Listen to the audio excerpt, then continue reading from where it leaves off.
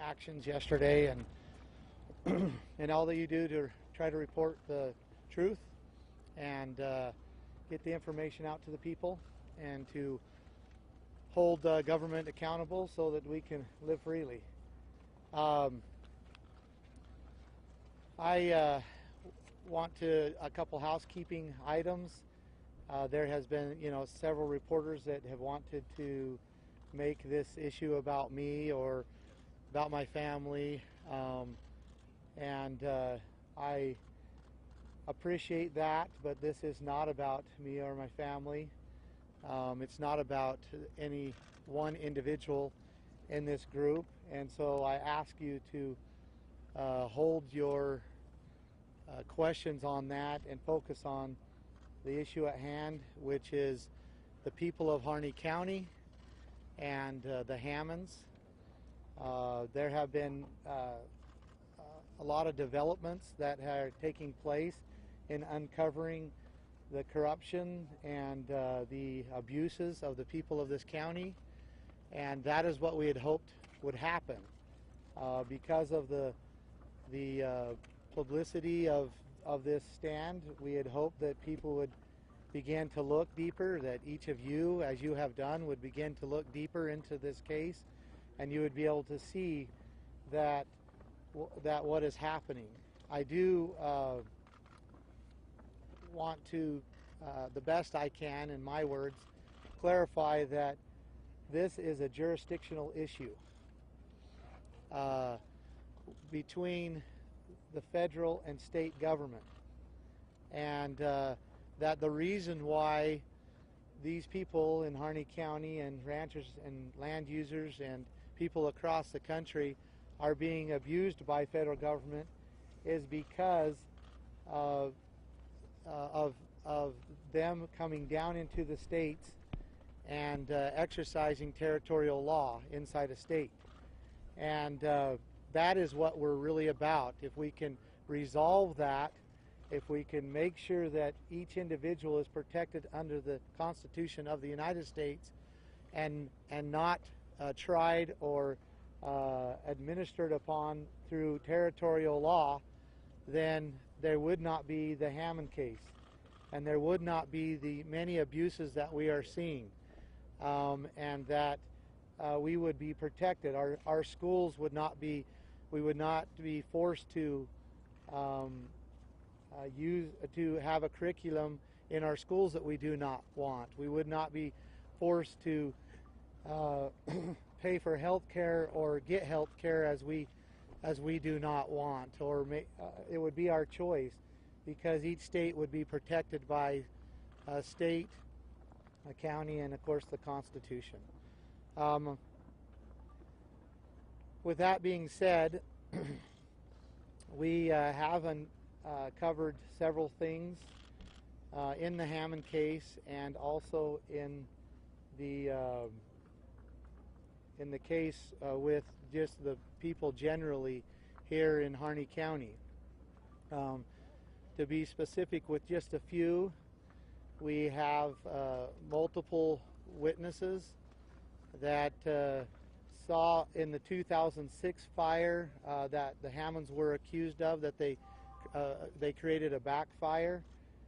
We have evidence of eyewitnesses that saw the Bureau of Land Management, two agents from the Bureau of Land Management that actually lit the fire with a drip torch on the south and the north side of the Hammonds Steam Mountain property. And because of this fire, it threatened the winter range of the Hammonds, and the Hammonds lit the backfire. This is something that, as far as we are aware of, has never been acknowledged or reviewed in the court. Was not testimony, and we feel that it is strong enough evidence that going through the proper measures, we will be able to get the Hammonds released. I'm going to look at a text message because I'm waiting for some information here, and I did get it partially. So, but there are there is information that is coming in by the hour about more and more incidences of corruption. We do understand to know that the county representatives, commissioners, have been in collaboration with the federal government, and that the FBI, according to commissioners' own words, did tell the county representatives that they were not to respond to the people's petitions on this matter, and that they were not to respond to the notice of redress of grievance, leaving the people with no way to for redress except for actions like what we have done. And this is a problem, and we must understand that we are a federalist structure of government, and that does not mean that the federal government has all the power and we're all subsidiaries to it. The federalist form of government is a system of government in which each level of government checks and balances each other. That it becomes the duty of the federal government to check and balance the county and the state. It becomes the duty of the state to check and balance the county and the federal government, and it becomes the duty of the county to check and balance the federal government and the state. And in this case, we have incidents where the county understood that there was people that were needing protection, and instead of taking their role as a check and balance against the federal government, they collaborated with them. And we are all better off. We are all more protected as a people if these checks and balances among each level of government exist, and exist strongly. There will be more evidences that are to come. We believe that we have enough of this to exonerate the Hammonds, and we're very grateful for that. And if anything is accomplished out of that, if that is the only thing that is accomplished, then it will be well worth our effort in the actions that we have taken. So, with that being said, I will take some questions, and then we'll go from there. The ideas behind the land transfer have found support across the West, from Oregon to Montana to Utah. I'm just wondering if you've heard from any of the lawmakers and legislators across the West who have introduced bills to do exactly what you're trying to raise awareness about today. Absolutely. And who are some of those folks? We have, well, I guess I could say several of them. We have Matt Shea. We have, as you are probably heard at the Congress, Congressman Walden, and I am not as versed as I probably should be with the other names, but those are some leading names of individuals that understand this very well, understand that the land and the resources were never intended to be in federal control, and that because of this unconstitutional control and entitlement at the federal level, there needs to be an unwinding of that, and that the land titles need to be transferred back to the people.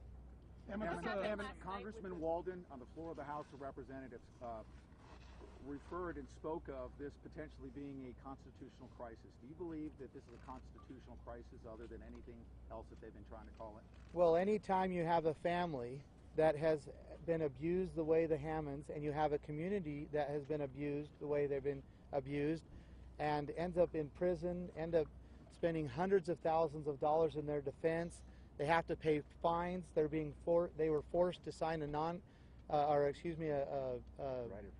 right of first refusal over to the Bureau of Land Management on their ranch, and also they're under restrictions where they cannot purchase or sell anything more than $500 without permission from the U.S. government. I would say yes, that is a constitutional crisis. Absolutely. Does that also include the absence of the sheriff?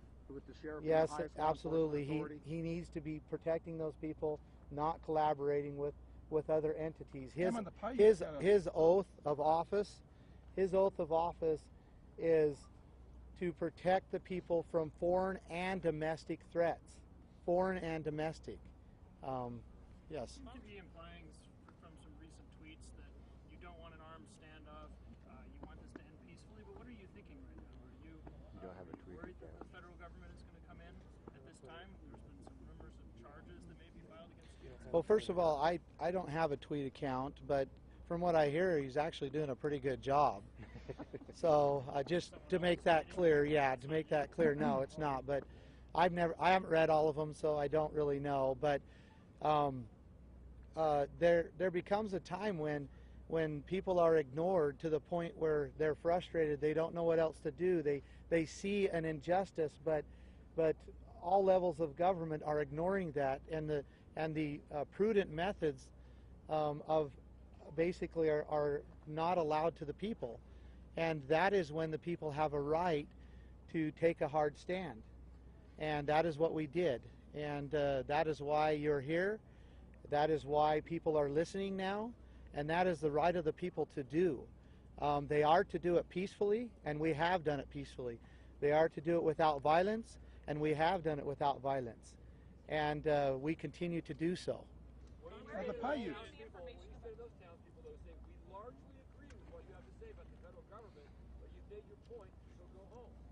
Well, there is a time to go home. We recognize that. We don't feel it's quite time yet. We feel like we need to make sure that the Hammonds are out of prison or well on their way. We need to make sure that there is some teeth in these land transfers, and also that those who have committed crimes can be those are exposed as well. So when is that time? I mean, you've made your point. You're being watched around the world. You've got the big stage. When do you say enough's enough? Was CNN here when the ranchers were here? And before it last When enough is enough. Enough is enough when there's actual action that is happening, and when things are actually transpiring, and we'll know when that happens. And that, thank you for your question. That's a good question. The Paiutes held a press conference a couple hours ago, and they said that basically this land was really theirs originally. Have you talked to the tribes? What do you think about and they also would like you to basically go home as well. Okay. I really don't know much about that, so that is interesting, and they have rights as well.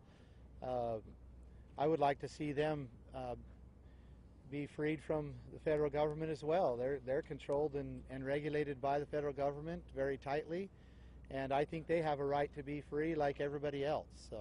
Can you say how many people you have here, and have you had an increase throughout the week? We have definitely had an increase throughout the week, and we're still not acknowledging how many people are here. And Why? so, just for security reasons for them, we have an obligation to keep them safe as well, and I'm very grateful for them and their commitment to be here and to stand. And some of them come clear across the country and are here because they believe what we're doing is correct and right. So thank you very much.